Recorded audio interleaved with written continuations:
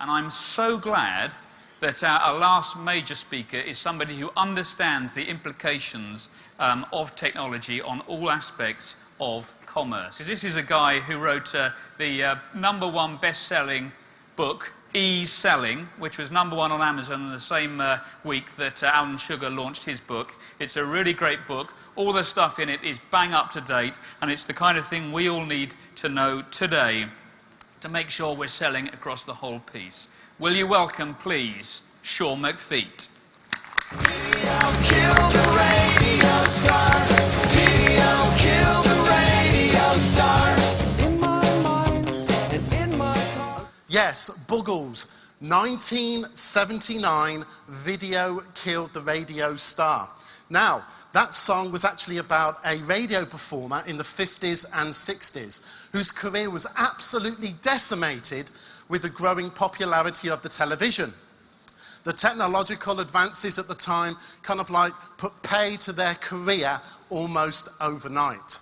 Now, fast forward 32 years to the present day, and with the growing popularity of the internet and social media, are we as salespeople being faced with a new threat?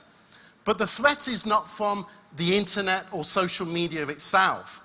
No, it's how our modern day buyer is using the internet and the social media to get ahead. Because if you think about it, our buyers can go online, they can find out information about the products and services that they're interested in, they can go on over to your competitor's site, they can do exactly the same thing. They can have a look at your website, they can download your company accounts, and they can even find out information about you on a personal and professional level. So if this song was actually produced today, it wouldn't be called Video Killed the Radio Star, it would be something like this: Internet Killed the Telesales Star, by the modern buyers, obviously in MP3 format and iTunes download, not a record. You know, we must be modern. But have a look who's singing the tune there. The modern buyers. And I just want to talk a little bit about the modern buyer, because with all of this information at their fingertips, they're a really dangerous animal. They've got a lot to negotiate with. The modern day buyer seems to want more for less. They'd take the shirt off your back if you'll let them to. You could practically give away your products and services. Sometimes, I'm afraid, it would not be enough. They can play you off against your competitors. They can find out about how much your products are, and then they can go on over to your competitor's website. They can find out exactly the same thing. We need, as salespeople, to be using the internet and social media to even up the odds ourselves. Now, most of us, I'm sure, know how to do a Google search, or if you're using Yahoo or Bing or Ask, but what us as sales professionals don't really understand is how to use social media.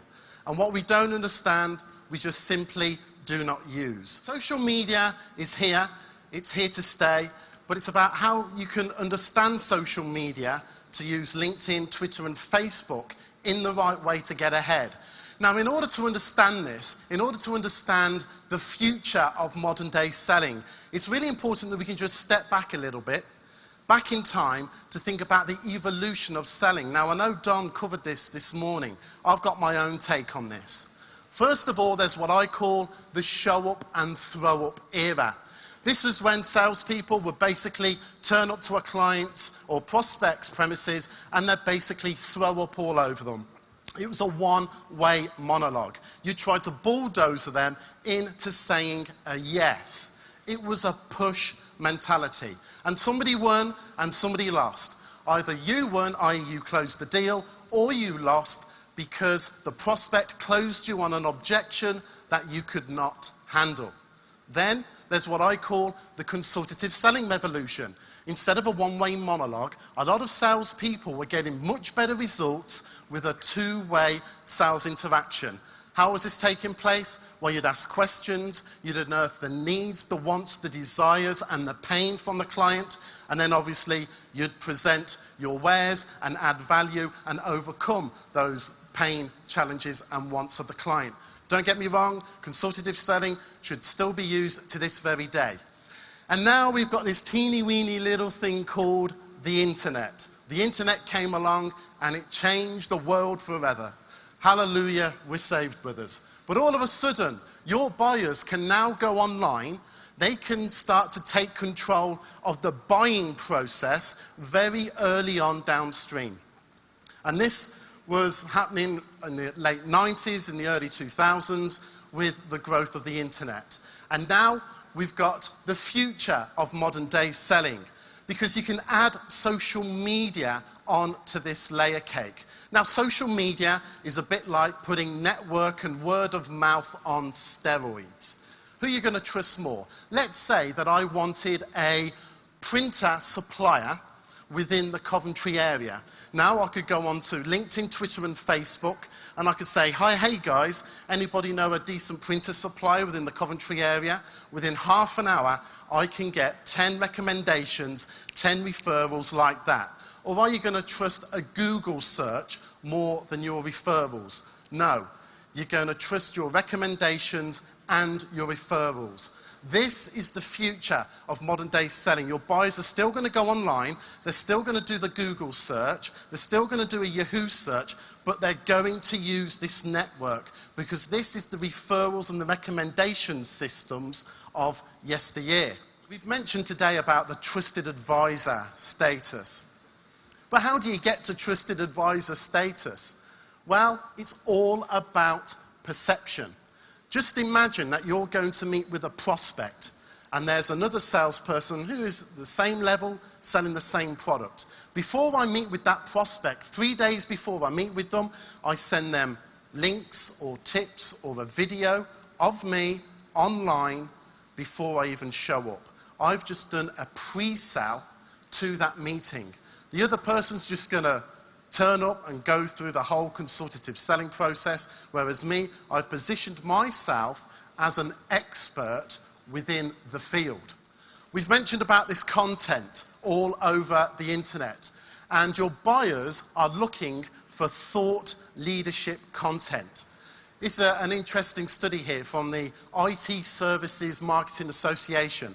84% of those companies surveyed said, what role does the solution provider thought leadership content, such as the research, analysis and advice found in reports, white papers, webcasts and articles, play in determining which providers make it onto the shortlist? 84% said it was somewhat important, important or critical.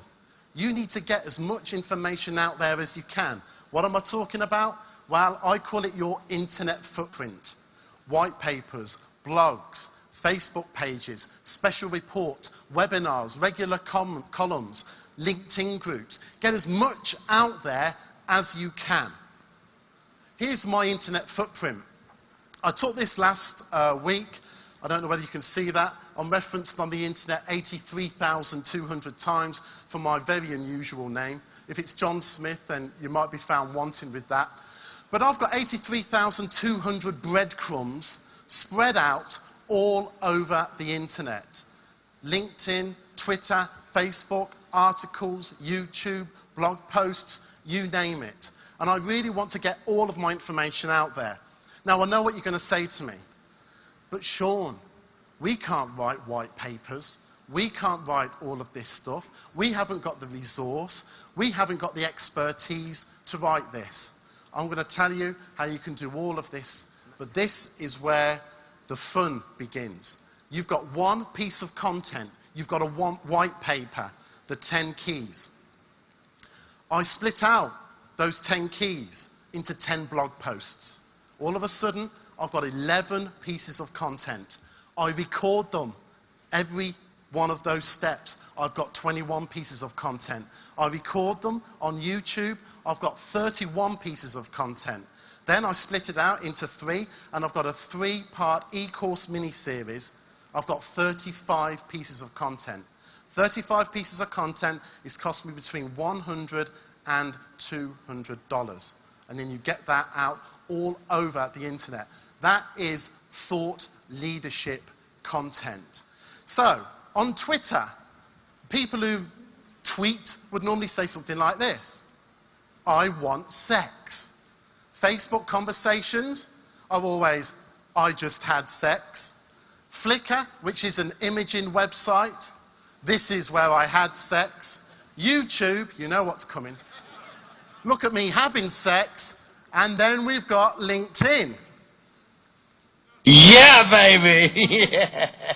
I'm great at sex. Or what you normally get on the LinkedIn profiles, the trusted authority at sex. But LinkedIn should be the area and the social media site that you guys should be paying close attention to, especially early doors, to get your feet wet. Hands up if you've got a LinkedIn account.